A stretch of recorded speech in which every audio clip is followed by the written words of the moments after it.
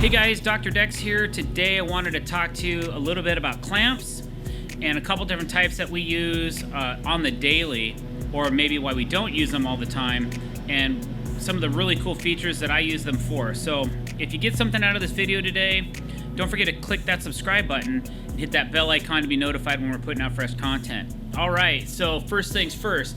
This brand right here is called Irwin. It's called a quick grip.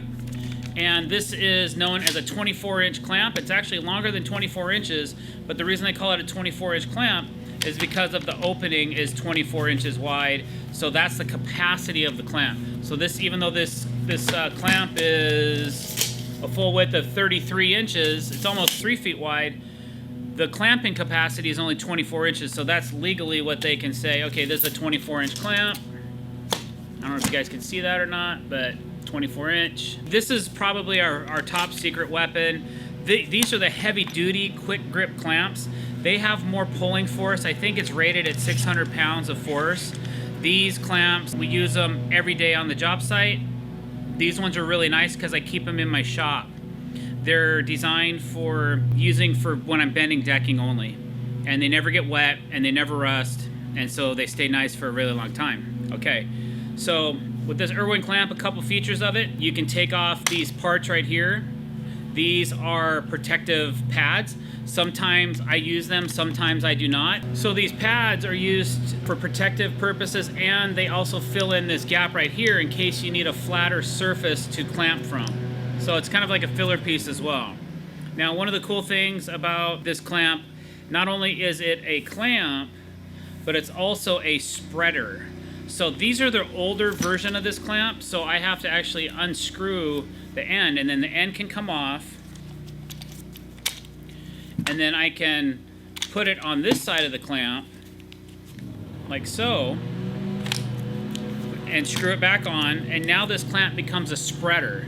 And I use it as a spreader, not as much as I use it as a clamp, but it comes in very handy for like making joists when you have a couple joists that are like bowed in together and you want to straighten them out. When you need to push something hard so it balances out, you can use these clamps as a spreader as well. So that's a really cool feature. The new clamps, they actually have a toggle right here, and all you have to do is push on it, and then it'll toggle the part, and then it just comes off like that. So for today though, mostly what I just wanted to show you was that these Irwin clamps. I love these heavy duty ones. You've probably seen me at work with some of these clamps that have a adapter on them, strictly just for cinching deck boards. I have 4 of those that I purchased. The clamps are probably 50, 60 bucks a piece. And then the deck adapter kits are like $8, $9, $10, depending on where you get them. I used to buy them at Lowe's. I don't know if they have them at Lowe's anymore. So you might have to get them online. Might have to get them online or somewhere else. I'm probably gonna convert a couple more clamps into just deck cinching clamps, and they're deck spreading clamps as well. If you think about it, you can actually push and pull deck boards the way you want them with these clamps. So one of the most efficient and quick ways to install decking. So that's why I endorse these clamps. I'm not sponsored by Irwin, but when I find a really good product, regardless of who makes it, I like to use it. So there you go. So I'm gonna go ahead and put my little protective pads back on, and one of the most common uses we have for these clamps, probably the 2 most common uses I'll show you. So here's a couple pieces of 2x material, 2x12, right? And we just need to hold them together. So all you gotta do is just push them to tight, get them where you want them, and then just pull on the clamp, and now they're locked. Now you got, that's your third hand. I have you know, 10 or 11 of these clamps. If I need 10 extra hands on something, I'm good to go. And that's why I'm invested in a heavy duty clamp, because I really didn't want to have issues with a cheaper clamp. I've had cheap clamps. I've had other versions of Irwin clamps that just aren't as good as these. These little I-beams, they have this like I-beam look to them right here. These are the ones I use. I also can use them for elevation. If I have a joist and I need to raise it, a beam, whatever, I can put it on underneath it and I can just start cranking it up and it'll bring it up to elevation. I do that quite often. Sometimes I put a board on the ground to increase the load capacity so I'm not digging the clamp into the dirt. Another thing that we use these for, let's just say we have joists on the end of the deck, and often the rim board needs to be elevated. When you get towards the end of nailing these off, sometimes you have a high joist or a low joist, and you can't physically crank it up with your shoulder, or you're on a ladder or something like that. So what we'll do is we'll put the clamp in like this, and depending if the board needs to go up or down, we'll determine how we do this. Usually I'm taking these protective things off, and then I'm either trying to catch the bottom of the joist or the bottom of the rim, depending on what needs to go up and what needs to go down. And then the other piece, like let's just say the joist is too high, it needs to go down. Okay, I'll put this part of the clamp here, the other part on the bottom of the rim, and then I'll crank down on it until it's where I want it, and then I'll put my fasteners in the side of the rim, and then I'll go on to the next one.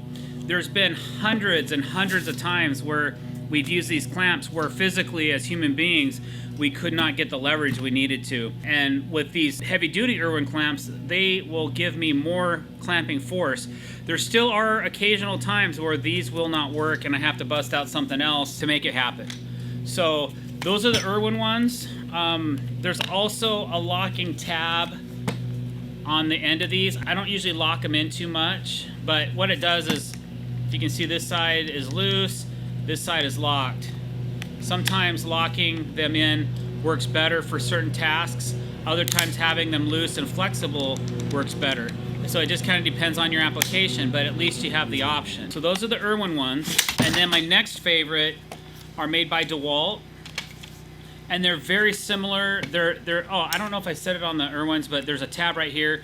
So this tab will release the pressure. Once you're clamped and it's tight, to release the clamp, you just hit this little tab right here, okay?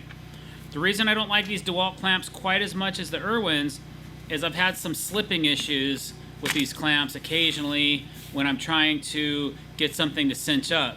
So for that reason, I've decided, well, maybe these aren't exactly what I'm looking for. I'm sure they've had a new release since I purchased these, but I just haven't invested in this brand. One thing I do like about them is to pull this end off. There's a little silver tab right here, button, you just push it, and then you can flip it around and reattach it. So again, if you want to make it a spreader, you just flip this around like so. It's supposed to lock in there. It's not. Another reason why I don't like these clamps. That's weird. Usually, I don't know why this isn't working. Okay, so let's just see if it works on the other side. Probably does. Probably doesn't. I guess you don't need them. For using this as a spreader, I guess you don't need it technically to lock, because they're not. I didn't realize that.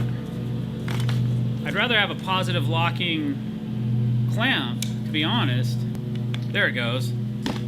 Okay, now it's locked. I don't know why it wouldn't. But one thing I didn't like about this, oh, that just came off again. All right, tell you what. Let's try a different clamp. I don't want to give these guys a bad rap if they don't deserve it. Let's try this again.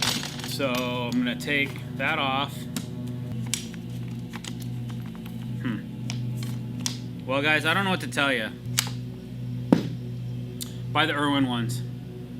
Sorry, DeWalt. I can't endorse that, man. I mean, I like the way they clamp on this way, but if you're working 20 feet up and you want to spread something and you happen to catch this on the end of a joist, you want it to lock. If I got this thing flipped around and this doesn't lock on and I'm using this and I pull this away and this falls, it could clock somebody in the head. So there's gotta be a fix for that. What I'm finding is when I flip this around, it's not going into this groove. There it goes.